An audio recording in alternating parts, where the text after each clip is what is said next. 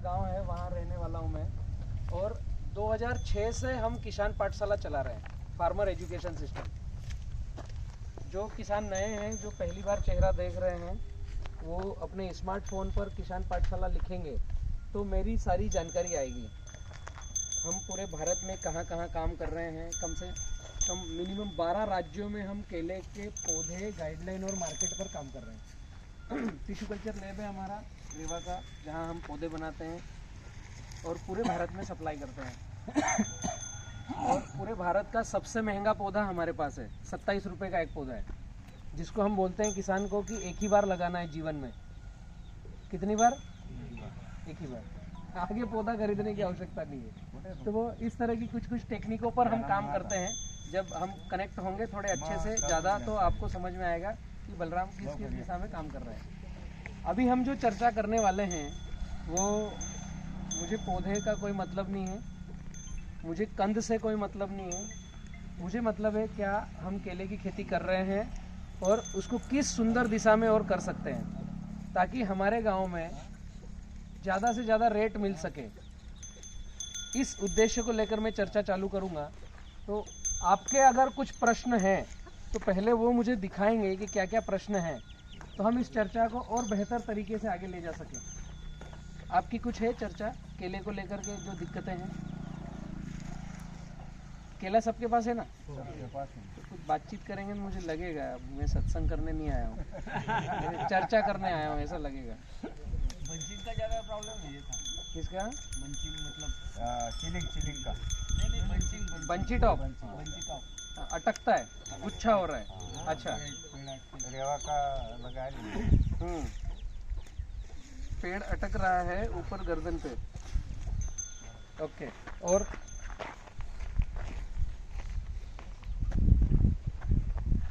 पैसा अच्छा बन रहा है? शुरुआत है। अच्छा, ये गांव में शुरुआत है। नहीं, वो किसान ने तो पहली बार लगाया। आप में से कुछ लोग लगा रहे हैं पहले से? ये साल रेवा का पहला है। अदर पौधा? हाँ, तो मैं तो रेवा की बात नहीं कर रहा हूँ, आप उसको डिलीट करो। आप ये बात करो केले में क्या हो रहा है। मैं केले की बात कर रहा हूँ, केवल रेवा की बात नहीं कर रहा हूँ। मैं पूरा कह दूँ, मैं केले को ज़्यादा पैसा कैसा मिले किसान को, उस पर बात करने आया हूँ। ये मेरा मोटो है आज की मीटिंग रखने का। ये साल इतना ग्रोथ की नहीं, पौधे का इतना ग्रोथ की नहीं। पौधे का ग्रोथ कम हुआ, बहुत ही कम। रेवा का कम हुआ। देखे थे जेन का अच्छा है, जेन का अच्छा ग्रोथ है। जेन का एकदम बढ़िया है। हाँ जी, अभी मेरा 2 जून का लगे 97 तक पूरा निकल गया है। पूरा निकल गया। हाँ, बंच भी पूरे आ गए। अच्छा, मैं अभी नंदुरबार से नीचे से आ रहा हूँ, ऊपर जा रहा हूँ ताप्ती किनारे पर। वो है ना, हमको तो रूढ़ी मार दी। खाने दो उसको भी, उसका काम है वो। नहीं वो डायरेक्ट काम पे आ जाएंगे वो। अच्छा, हाँ ऐसे ऊपर आता है? हाँ, फिर मतलब एग्रेसिव है। डायरेक्ट ताप्ती मैया के बेल्ट पर हम जब घूम रहे हैं, एक ऐसा सिस्टम बनाने के लिए कि क्या हम केले को एक स्टेब्लिश रेट कंटिन्यू दिला पाएँ। केले की खेती अगर हम आगे करें तो क्या एक खर्चे का श्योरिटी और इनकम का श्योरिटी आ पाए। क्योंकि कई मित्रों ने कंद लगाया है। अभी नंदुरबार में एक मित्र मेरे मिले थे, उनका मैंने वीडियो डाला है। नंदुरबार के हैं, उन्होंने पेट्रोल पंप पे गाड़ी रुकवाई और काफ़ी दूर से उन्होंने ट्रेवल किया, उनको पता चला बलराम आया है। उन्होंने कंद लगाया, कंद, और वो पहली बार मेरे से मिले थे जीवन में। कंद लगाया और 9.5 रुपये का कंद का कटिंग चल रहा है उनके यहाँ नंदुरबार में, गठान का। वो कभी मिले नहीं मेरे से। उन्होंने YouTube पर किसान पाठशाला के चैनल पे गाइडलाइंस देखी, सीखी कि बलराम बोलता क्या है, कर क्या रहा है, किस दिशा में आगे बढ़ रहे हैं। जैसे अभी हम ये रेवा प्लस का ही है, 7x5 पर है। तो खेत में जाकर जो चर्चा करी हमने कि गर्म हवा ठंडी हवा अंदर नहीं घुसना चाहिए, बाउंड्री पर गन्ना घास होना चाहिए, ऐसी छोटी छोटी सी बातों को अगर टच कर लेंगे तो 3 रुपये से 13 रुपये के रेट का जो कड़ी है, ये एक पास में आ जाएगा। हम इस कड़ी को, मीडियम माल है तो 1-2 रुपये कम, अच्छा माल है तो 1-2 रुपये ज़्यादा, इस पैरामीटर में सेट कर सकते हैं। कंद हो या टिश्यू हो या किसी कंपनी का पौधा हो, उसके कुछ पैरामीटर हैं। अभी तक हम किसानों के पास जो चर्चाएं हो रही है या तो पौधे बेचने वालों की या खाद बेचने वालों की, मैं चर्चा करने वाला हूं माल खरीदने वालों की।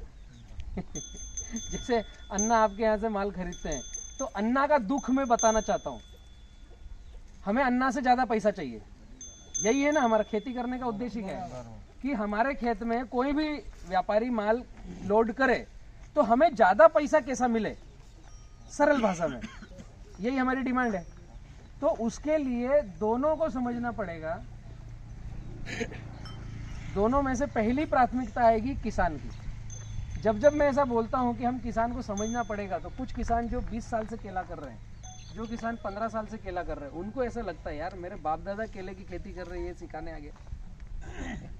तो अगर हम सीखने को तैयार हैं तो ठीक है। जिसने समझा है कि मुझे आता है, तो फिर उसके तो दरवाजे बंद हो गए, फिर उसको सिखाएंगे क्या, और वो जैसी उसकी खेती चल रही वैसी चलेगी। अगर हम सीखने को तैयार हैं तो काफी सारी बातें हैं जो चाहिए। व्यापारी को चाहिए क्या, मैं वो बात आपको रख रहा हूं। आप अपने अपने खेत से रिलेट करना कि हमारे खेत में खेती कैसे हो रही है। व्यापारी को चाहिए जीरो चिलिंग, ये सबसे बड़ा मुद्दा है।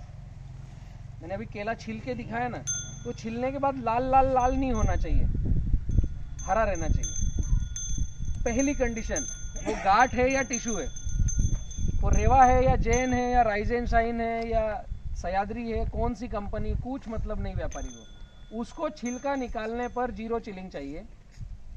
केले की लंबाई चाहिए, केले के वजन के अकॉर्डिंग केले की संख्या चाहिए, ये बात भी मायने रखती है। जिस दिन आपकी गाड़ी जाएगी चेंबर में, तो लंबी चाल का होना चाहिए।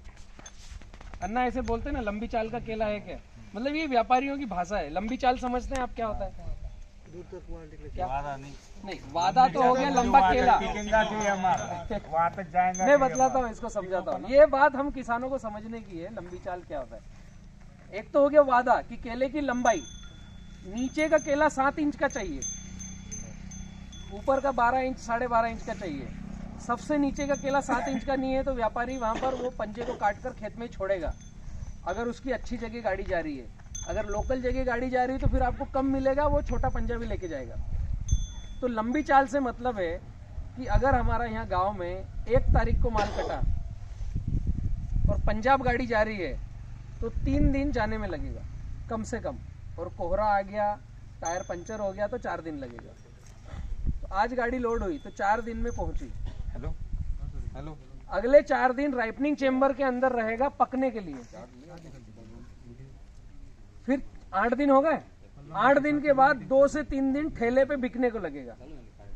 तो लगभग आपके पास केले में ऐसी क्वालिटी है जो 11 दिन का ट्रेवल पूरा करे। हमने जो केला पकाया उसमें क्या ऐसी क्वालिटी है कि आज माल कटा, अपने अंग से दूर हो गया वो, अब उसको न्यूट्रिशन भरने के लिए कुछ नहीं, जो उसके डंडे में है बस इतना ही है। और हमने गाड़ी लोड करी तो डंडे से भी पंजा अलग कर दिया। पहले गाड़ियां लोड होती थी डंडे सहित दिल्ली जाता था, 3 दिन डंडे से उसको मटेरियल मिलता रहता था।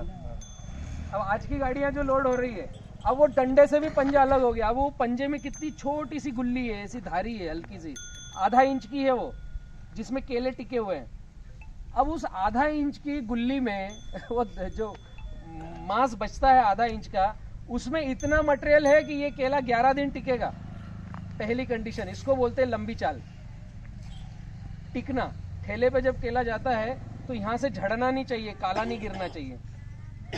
जो उत्तर भारत में ठेले को लेकर घूम रहे हैं, उनके पास जो केले रखे हैं वो टूट नहीं होना चाहिए, काला नहीं पड़ना चाहिए, फंगस नहीं आना चाहिए। जैसे ही गर्मी बढ़ेगी तो वो गीला कपड़ा रखेंगे उसके ऊपर, तो जहाँ जहाँ केला रगड़ करके गया है वहाँ रोए सफेद सफेद निकलेंगे फंगस वाले, वो नहीं निकलना चाहिए। उसको बोलते हैं लंबी चाल। तो ये आएगा कब? छोटी छोटी सी बात है, कब आएगा? जितने हमारे पौधे में पंजे की संख्या है, क्या हमारे पौधे में माल कटने वाले दिन उतने पत्ते हैं? लंबी चाल वहां से निकल के आएगी। एक पत्ता एक पंजे को अच्छा सा भरने की कैपेसिटी रखता है। हमने 8 पंजे रखे हैं, तो जिस दिन दराती लग रही है उस दिन 8 पंजे रखे हैं तो उस दिन 8 पत्ते चाहिए पौधे में। अगर हमारा माल कट रहा है, ये पास का बगीचा जो देखा मैंने, ये 4 पत्ते, 3 पत्ते और बंच में 8 पंजे। अन्ना खेत में देखने आएंगे ना, पहले देखेंगे पत्ते कितने हैं। वो तूफान आया था सर हमारे इधर, है? अभी 10-12 दिन पहले तूफान आया था, हाँ उसमें सब उल्टा पुल्टा हुआ है। हाँ, ये उसकी वजह से हुआ है सर पत्ते कटे, नहीं तो उसके पहले बहुत अच्छा था। पत्ते फटना में नहीं बोल रहा हूँ, पत्ते बचना में बोल रहा हूँ। ये एक बार तूफान आया था, रोज तूफान नहीं आता ना। मैं एक तरीके की बात कर रहा हूँ कि व्यापारी देखता क्या है, तो हमें खेत की दिशा को किस तरीके से आगे बढ़ाना चाहिए। आपके सारे केलों के बगीचों में मैं सभी को देख रहा हूँ, एक भी खेत की बाउंड्री पर गन्ना घास नहीं लगा है। गन्ना घास समझते हैं, जो बार बार काट कर गग्गा को खिलाते हैं हमको। लगाया था, लगाया है, अभी दिख नहीं रहा है बाकी। ये साल में नहीं लगा ऐसा नहीं तो चलो ये मैं किसानों को, नमस्ते, आइए, मैं किसानों को बोलता हूँ कि आपके पास पौधा जिस दिन भी आए, लगाने की जल्दी नहीं है। पहले गन्ना घास एक पूरी ड्रिप चारों तरफ डालो, गन्ना घास बाउंड्री पर लगाओ, उसके बाद खेत में पौधा लगाओ। हवा, आंधी, ठंडी, गर्मी कुछ भी आएगी, खेत के अंदर घुसेगी नहीं। पहली छोटी सी शुरुआत जिससे आपके पत्ते बचेंगे, एक छोटी सी शुरुआत, इसमें पैसा लग रहा है, केवल तरीका। हर किसान के पास कुछ न कुछ गग्गा है, भैंस है, जिसको खिलाने के लिए गन्ना घास है, उसको काट करके केले के साथ, ये फिक्स समझ ही लो। बुद्धिजीवी मित्र कुछ क्या करते हैं, नेट बांधते हैं, तो कम से कम गन्ना घास नहीं है तो बाद में नेट बांध लो, तो पैसा लग रहा है ना उसमें, मजाक में तो आता नहीं कहीं। तो गन्ना घास तो फ्री की चीज है कि आपने ड्रिप लगा दिया, वो बढ़ता रहेगा। बाहर से केला दिखना नहीं चाहिए, बाहर से दिखना चाहिए गन्ना घास। मतलब ठंडी खेत के अंदर जाएगी नहीं, क्या हो गया?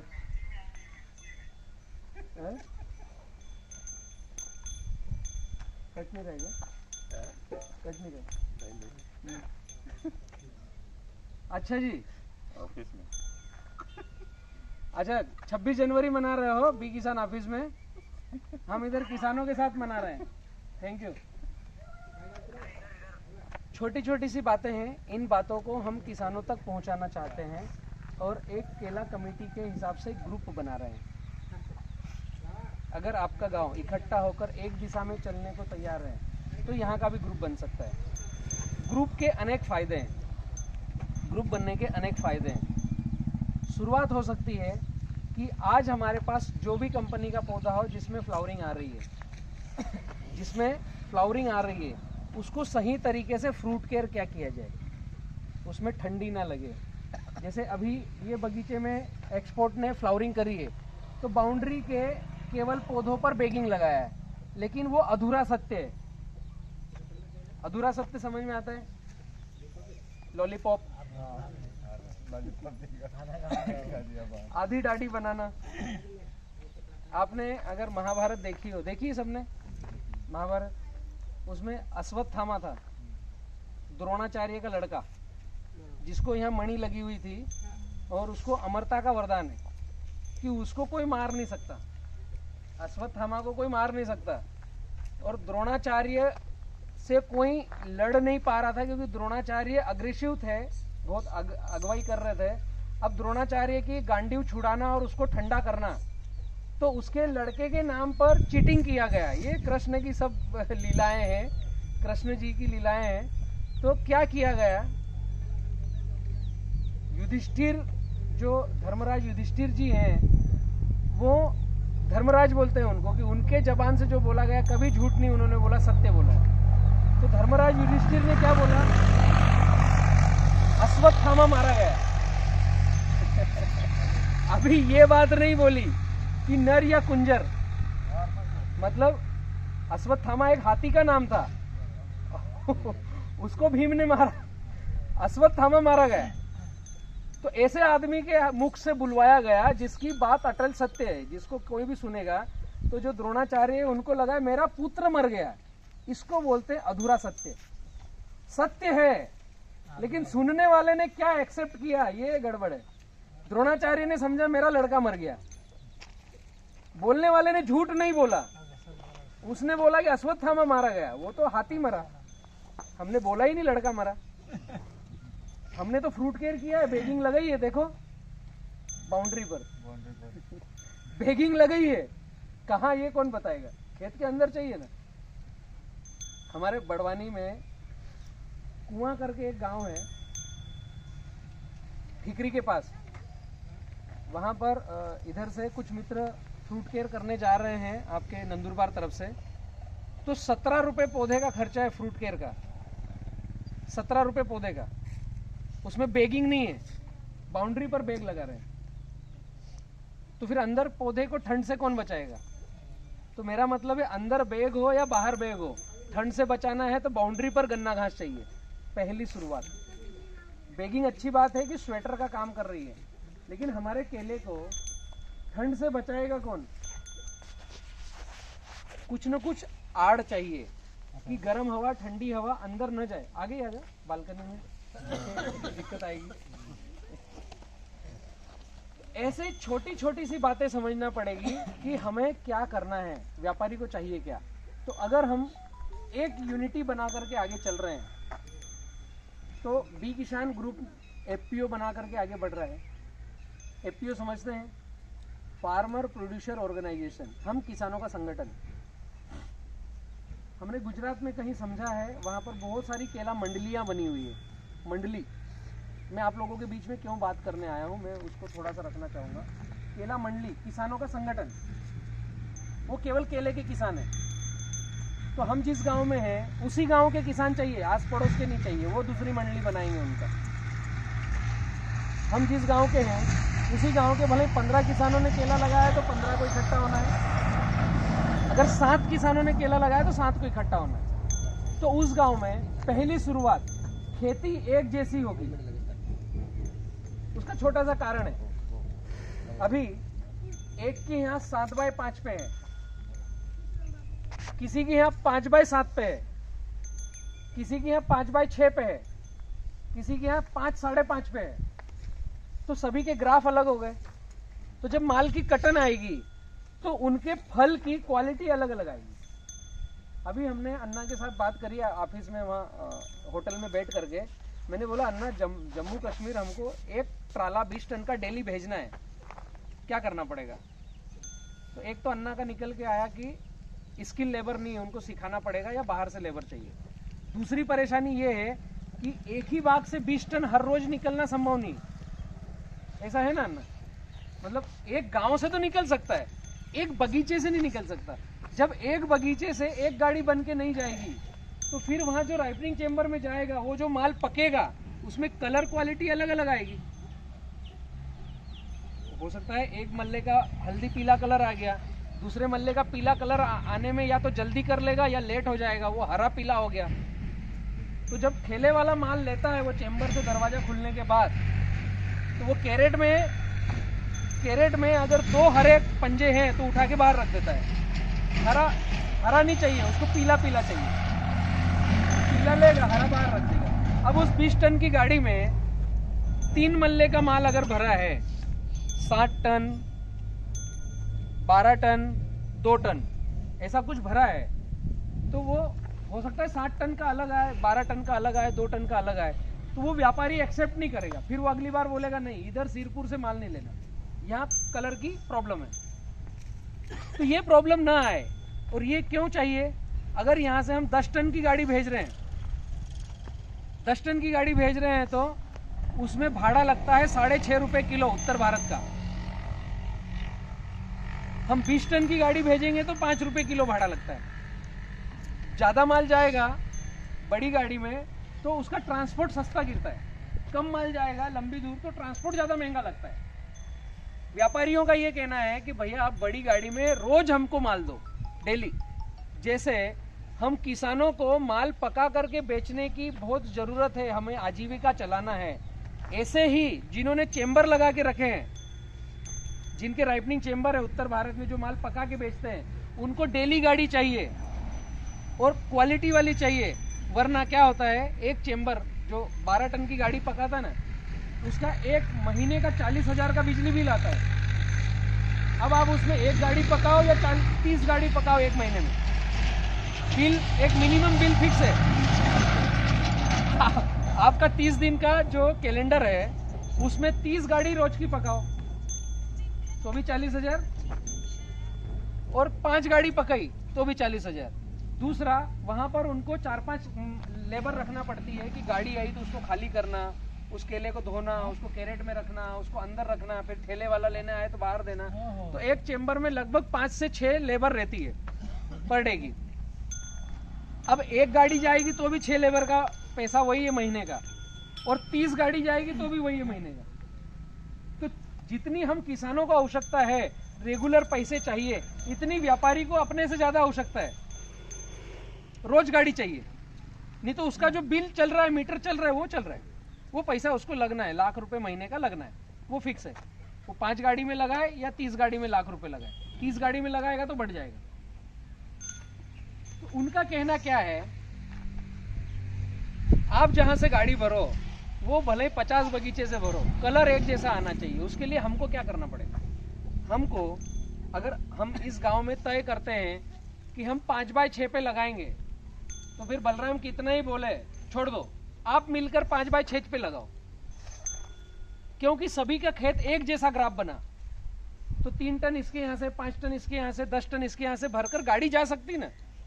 आपने समझा कि बलराम की सुनते हैं तो 5x7 पे लगाना है, तो फिर सभी ने 5x7 पे लगाना है। फिर वो गठान हो तो भी, रेवा का टिश्यू हो तो भी, या किसी भी कंपनी का टिश्यू लिया तो भी।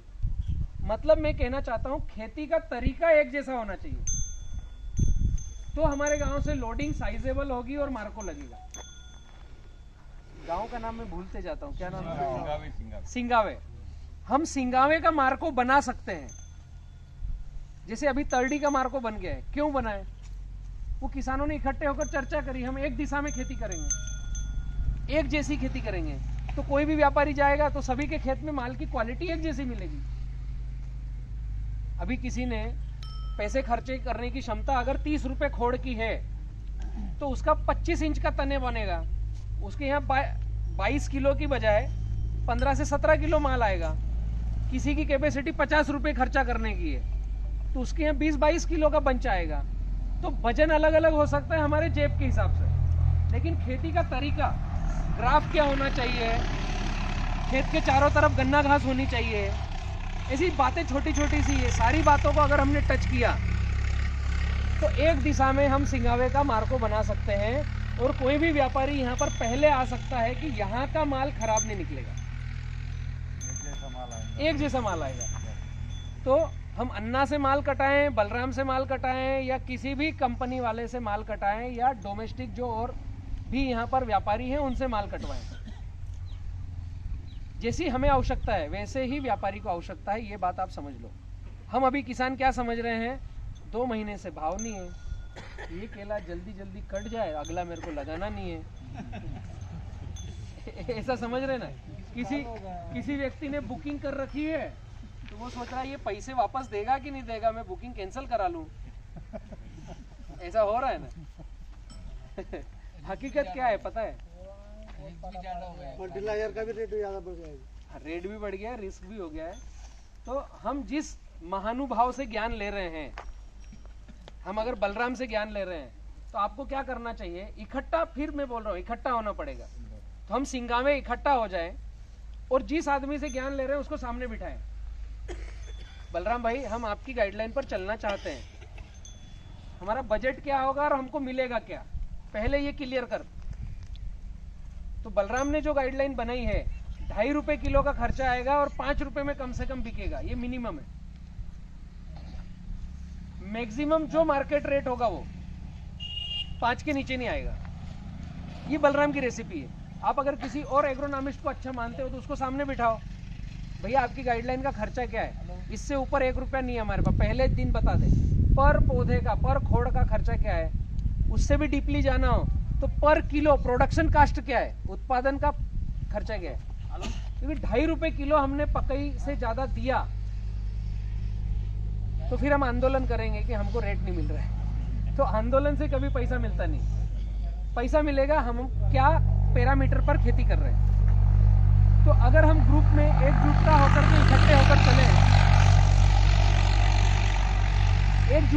के इकट्ठे होकर अगर चलेंगे हम, और बी किसान ग्रुप के साथ समर्पण के साथ आ रहे हैं, तो कई सारी व्यवस्थाएं ग्रुप कर रहा है। जो मैं बता रहा था कि मंडलियां बनी है, उनमें क्या व्यवस्था है, मैं एक आपको उदाहरण देता हूं। वो चीज सिंगावे में भी हो सकती है अगर हम साथ में चले। गुजरात में कुछ मंडलियां हैं, एक मंडली है जिसमें 550 किसान है। धीरे धीरे बढ़ता है, पहले 5 आएंगे, फिर 6 आएंगे, फिर 26 आएंगे, फिर 100 आएंगे। अगर सुविधा मिली तो बढ़ेंगे, नहीं मिली तो ये 5 भी बाहर हो जाएंगे। 550 किसानों का एक मंडली है। वो क्या करता है, इन 550 किसानों को, किसी को जून में पौधा चाहिए, किसी को अप्रैल में पौधा चाहिए, किसी को अगस्त में पौधा चाहिए, तो मंडली को लिखवाते हैं पौधा 3000, ये नाम, ये मेरा कार्ड। किसान के पास पैसे हो तो पैसे जमा करेगा, जिस किसान के पास पैसे नहीं है माल कटने के बाद पैसे जमा करेगा। ये मंडली उनको सपोर्ट देती है। थोड़े दिन तक उन्होंने ऐसा चलाया। उसके बाद में उन्होंने एक बिग बाजार जैसा बड़ा मार्केट बना लिया। खाद, दवाई, डीएपी, यूरिया, पोटाश सब उसमें है। किसी ने 5000 पौधे लगाए ना, तो उनसे 10 लाख तक की क्रेडिट करेंगे, 200 रुपए खोड़ की क्रेडिट करेंगे। किसी ने 3000 पौधा लगाया है, 6 लाख रुपए तक की क्रेडिट करेंगे। आप पौधा चाहिए ले जाओ, डीएपी चाहिए ले जाओ, यूरिया चाहिए ले जाओ, 1261 चाहिए ले जाओ, मंडली से ले जाओ। माल कटेगा जब मंडली पैसे काट लेगी। व्यापारी आएंगे तो मंडली के थ्रू आएंगे, तो पैसे डूबने की टेंशन खत्म। बहुत सारे नए मेहमान कलाकार आते हैं जो 2 रुपए 1 रुपए रेट बढ़ा करके लेके जाते हैं, फिर पैसा आता नहीं उनका। वो बाद में काटने को भी नहीं आता, ये रियलिटी है। और जो रेगुलर व्यापारी है वो बेचारा 20 साल से बैठा है, हमको लगता है ये 50 पैसे कम दे रहा है, ये नया आया ये कांटे पे पैसे देगा। तो माल कटने तक, कांटे पे रहने तक तो उसने 1 रुपए बढ़ा करके बात करी, फिर आधा पैसा डाल दिया, फिर वो झूठी पर्ची भेज देगा। ये देख ले, ये अभी आ जाएगा, गाड़ी को तो छोड़ो, अभी जाएगी, निकलेगी, हाईवे तक तो पहुंचेगी। वो आधा पैसा कभी आता नहीं। तो ऐसे मेहमान कलाकारों से बचने के लिए मंडली के थ्रू जा सकते हैं। यहां से उन्होंने शुरुआत करी, यहां तक रुके नहीं। किसान को चाहिए क्या, समय पर खाद दवाई चाहिए, तो उसका प्लाट अच्छा बनेगा। किसान काम करने को तैयार है, मेहनत करने को, पानी देने को, एकदम अटेंशन खड़े होने को तैयार, लेकिन टाइम टेबल पे चूक हो जाती है। तो अगर मंडली के साथ जुड़े रहे तो ये सपोर्ट मिल जाएगा। यहाँ तक रुके नहीं, इसके आगे बढ़े। और एक उन्होंने अन्ना किराना का पूरा ग्रोसरी डाल के रखा है कि ये 550 किसानों को घर में दाल चाहिए, तेल चाहिए, घी चाहिए, शक्कर पत्ती चाहिए, चावल चाहिए, अनाज चाहिए, झोला लेके मंडली में आओ, जो चाहिए घर पे लेके जाओ। एक फिक्स क्राइटेरिया कर दिया ना, 200 रुपए पौधे तक की क्रेडिट करेंगे, इससे ज्यादा नहीं करेंगे। अभी किसान को खेत में काम करने को पौधा, खाद, दवाई सब मिल गया, घर चलाने के लिए तेल, आटा, शक्कर, पत्ती, चाय सब मिल गया, और कुछ चाहिए, मंडली पूर्ति कर रही है। जब माल कटेगा पैसे वहां पर कट जाएंगे, तो किसान वहां पर बिंदास क्वालिटी की खेती कर रहा है। इसमें एक लाइन उन्होंने लिखी है, आपका दिमाग खेत में मत लगाना। दिमाग किसका लगेगा, उस मंडली में जो 40-50 व्यापारी जुड़े हैं, उनको कैसा माल चाहिए, उनका दिमाग लगेगा खेत में, आपका दिमाग नहीं चाहिए। आपके दिमाग की आवश्यकता ही नहीं है। उसका कारण है, हर साल ग्लोबल वार्मिंग के कारण, क्लाइमेट चेंज होने के कारण, मौसम बदलने के कारण विकृतियां ज्यादा आ रही खेतों में, फार्मिंग में। व्यापारी को जो माल चाहिए वो रेसिपी देता है, भैया मुझे 200 कंटेनर चाहिए, तो मेरे 200 कंटेनर के लिए आदमी है, ये आपके किसानों के खेत में जाएगा, कौन कौन किसानों से 200 कंटेनर लेगा ये बताएगा, वो करना है। अपना दिमाग मत लगाओ। इधर किसी को 50 का गाड़ी माल चाहिए, भाई तेरा आदमी भेज खेत में, ये जो बताएगा वो मेरे किसान करेंगे, वो दिमाग नहीं लगाएंगे। हमको माल क्वालिटी का बना के देना है जो अगले की डिमांड है। इस तरीके से खेती हो रही है। यहां तक रुके नहीं अन्ना वो, यहाँ तक नहीं रुके, उन्होंने क्या किया 3 हॉस्पिटल टाई अप किए, 3 अस्पताल। इन 550 किसानों में अगर किसी एक के भी घर में कुछ इमरजेंसी दिक्कत आती है तो मंडली का कार्ड लेकर के इस हॉस्पिटल में जाना है। जेब में पैसा हो तो ठीक है, जेब में पैसा नहीं हो, नमस्ते जी, आइए, जेब में पैसा हो तो ठीक है, जेब में पैसा नहीं हो तो भी आपका बंदा हॉस्पिटल से ठीक होके घर पे आएगा, गारंटी मंडली की। और किसान से पैसा कैसा वसूलते हैं वो? हॉस्पिटल का अगर पैसा लगा है तो उसमें 3 का भाग करते हैं। अभी कोरोना में बहुत सारे हादसे हुए हैं, कुछ मित्र अस्पताल से घर नहीं आए हैं, उन किसानों के हालत बहुत ज्यादा खराब थी, तो मंडली ने पूरा सपोर्ट किया। अभी 3 का भाग दे करके पैसा वसूल करेंगे। उदाहरण के लिए आपका 3 लाख रुपए खर्च हुआ है, तो पहली माल की कटिंग इस साल में 1 लाख काटेंगे, अगले साल 1 लाख काटेंगे, तीसरे साल 1 लाख काटेंगे, तो उस परिवार को भी राहत मिली। यहां तक भी उन्होंने रुका नहीं और एक लाइन उन्होंने लिखी है कि जिस परिवार में अगर कुछ आपदा हो गई, उसका खेत भी खराब हो गया, जेन्युइन दिख रहा है कि इनके पास अभी 1-2 साल पैसे आने की कोई गुंजाइश नहीं है, ये बर्बाद हो चुके हैं। हॉस्पिटल में आदमी भी चले गया, खेती में खेती भी चली गई, दिक्कत दिख रही है, तो जो 400, 500, 49 लोग हैं उनको दिखेगा ना कि ये एक आदमी के खेत घर परिवार में ज्यादा दिक्कत है, तो मंडली उनसे 1 रुपया नहीं लेगी, सारा का सारा मंडली पेड कर देगी। ऐसी सुंदर व्यवस्थाएं हैं, ये हो सकती है। हम किसान अगर एकजुट होकर के आगे बढ़ेंगे तो ये व्यवस्था हो सकती है। शुरुआत होगी एक तरीके से कि क्या हम इकट्ठे हो सकते हैं, पहली शुरुआत इकट्ठे हो सकते हैं। तो उसमें बहुत से गांवों में मुझे प्रॉब्लम्स आई है। क्या होता है कि एक का जूता दूसरे के पैर में आता नहीं, कुछ गांव में ऐसा होता है। मैं होशियार हूँ तो ठीक है, उनको थोड़ा मंडली के बाहर रखेंगे। ऐसा कहीं कहीं होता है, किसी को लगता है कि हमारी बोलचाल नहीं है, हमारी बातचीत नहीं है, तो इकट्ठे कैसे हों? तो हमको गुजराती भाई बनना पड़ेगा, व्यापार सीखना पड़ेगा। पैसे चाहिए ना, तो घर पे ले जाके चाय मत पिलाओ जहां माल बेचना हो वहां इकट्ठे हो जाओ। भाई जरूरी नहीं है ना घर ले जाके खाना खिलाना, मत बात करो।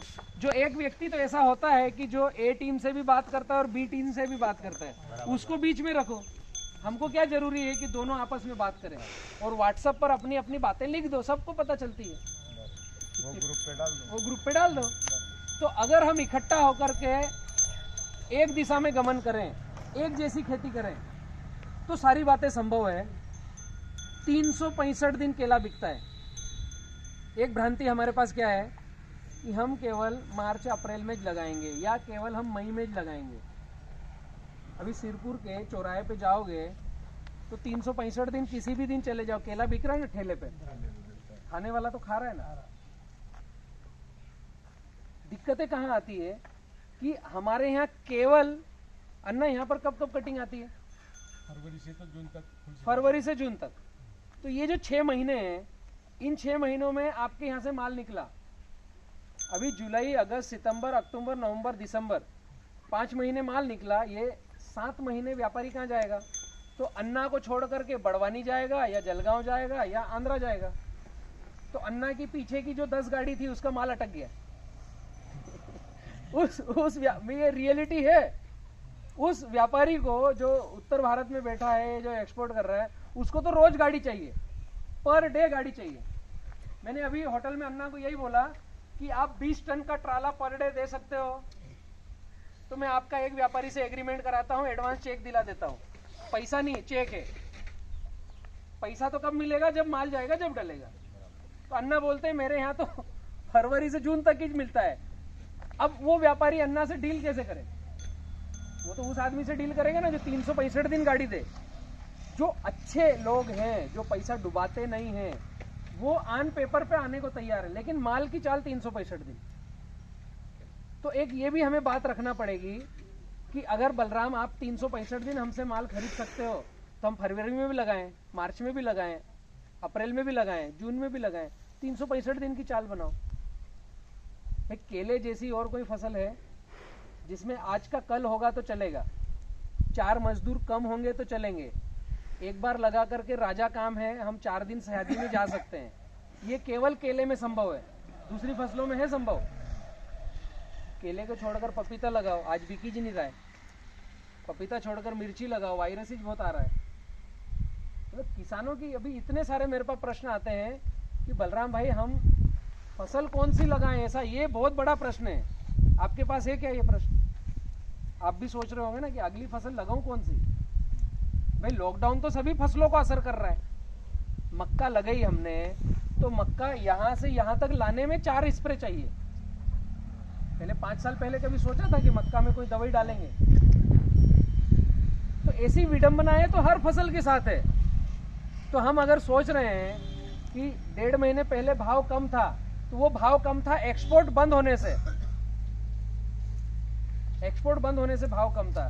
तो जो क्वालिटी वाला माल था, उत्तर भारत के सारे व्यापारी वहां पर थे, आंध्रा में और सोलापुर में।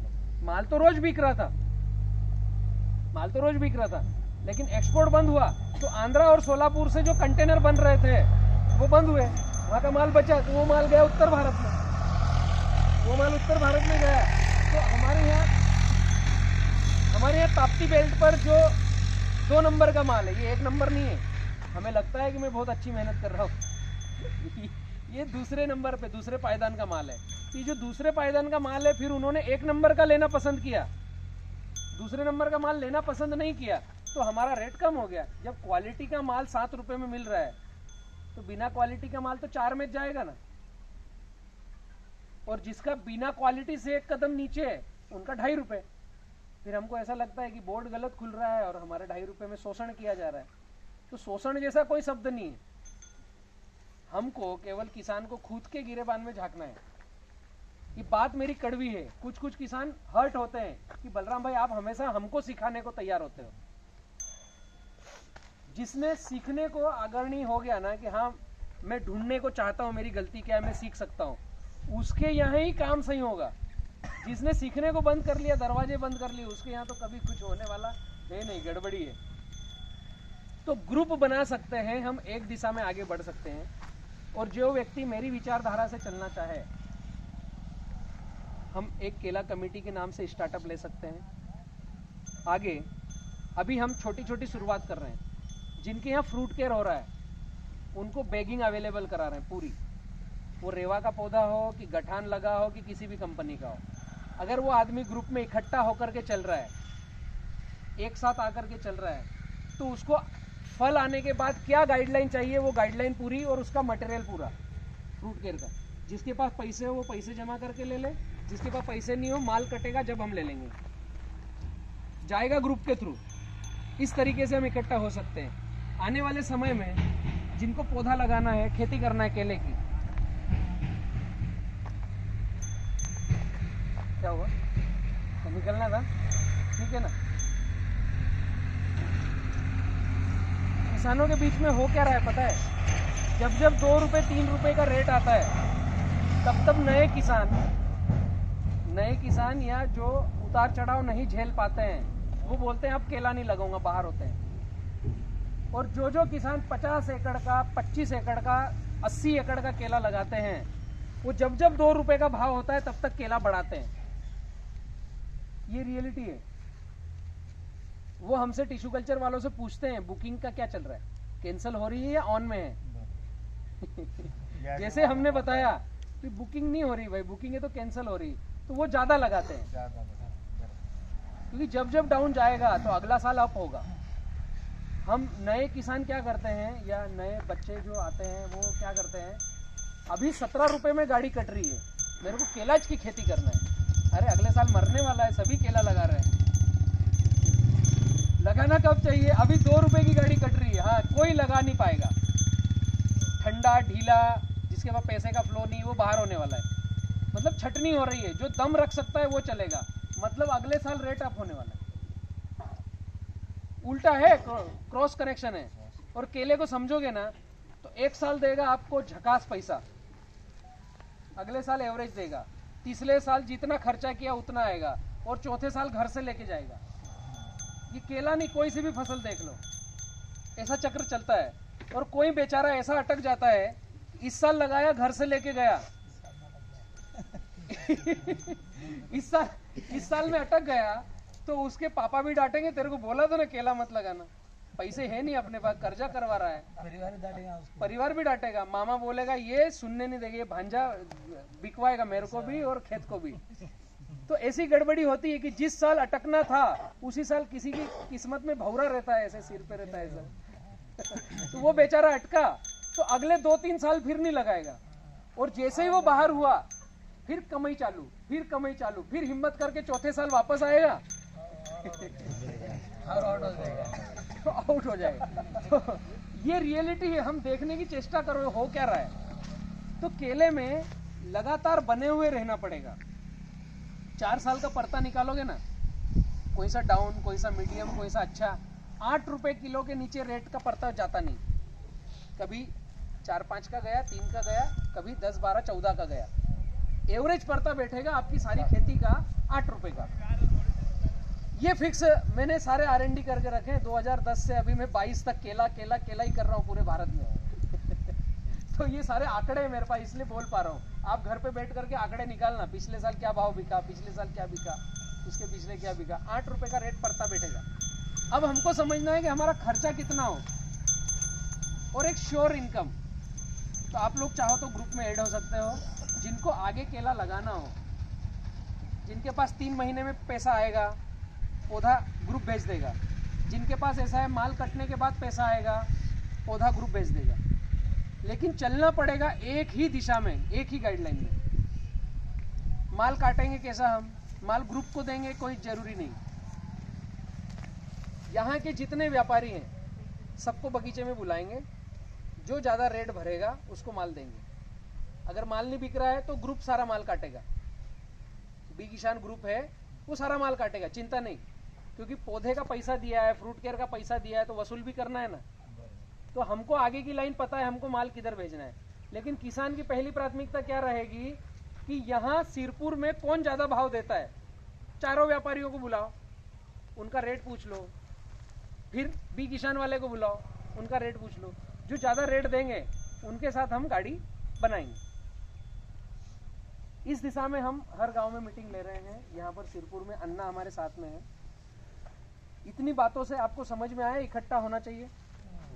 तो कितने लोग चाह रहे हैं कि हम साथ में बढ़े? सभी चाह रहे हैं। तो ये दिशा तो ठीक है। आपके मोबाइल नंबर सब दिए हैं डायरी में। तो मुझे इस गांव से एक आदमी चाहिएगा जो हमसे कनेक्ट रहे, ताकि उसको मैं ग्रुप का एडमिन बना दूंगा, व्हाट्सएप ग्रुप का।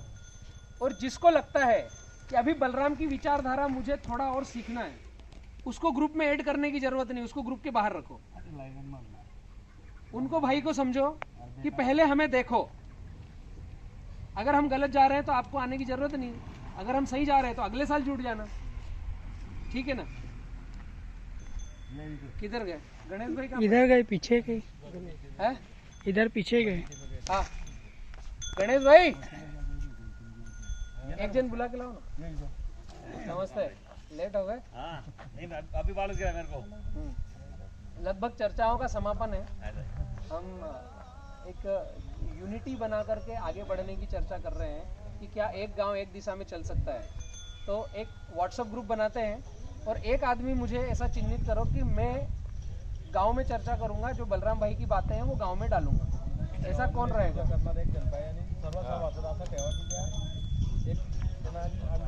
काम करू शकते तो सांगितलं गाइडलाइन। भले 4 लोग अगर आएंगे ना तो बलराम 4 के साथ बढ़ेगा। मोठा ग्रुप नका बनावा, छोटा ग्रुप भी चालिए। शुरुआत आपली छोटा पेन चालू, एक वर्ष जो समझता है, जो समझता है कि बलराम बोल रहा है वो ठीक है। और अगर ऐसा लगे, और मैं एक सुंदर बात बताऊं, आज मैं आपको चर्चा करने आया हूं, बीज रोपण करने आया हूं। आप लोग अपने गांव में चर्चा करो। आपको ऐसा लग रहा है कि हमको ये चीजों में डर है, आपके प्रश्न इकट्ठे करो। 100 प्रश्न, 200 प्रश्न, 500 प्रश्न, जितने हो इकट्ठे करो। एक दिन मुझे बुलाओ आपके गांव में, ऐसे चौपाल पे, सब बड़े बुजुर्ग फेटा बांधे हुए, टोपी लगाए हुए, सब जो डरा सकते हैं।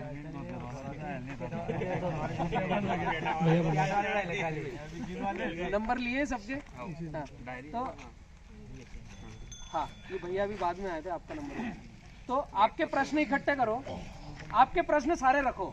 बलराम भाई ये अगर आपके 50 प्रश्न हैं और मैं उन 50 के उत्तर दे पाया, एक का नहीं दे पाया, तो बलराम आपके साथ में चलेगा। और अगर मैं 50 प्रश्न के उत्तर दे पाया तो आपको बलराम के साथ चलना। ये पहले हम तय करेंगे कि हम जो चाहते हैं क्या वो सारी बातें मिल रही है, उस दिशा में गमन करेंगे, ठीक है ना। तो इसमें मुझे अभी एक नाम दो जिसको मैं एडमिन बनाऊं, आपके गांव का एक नाम मुझे दो, बाकी फिर आप चर्चा करके उनको ग्रुप में ऐड करते रहो।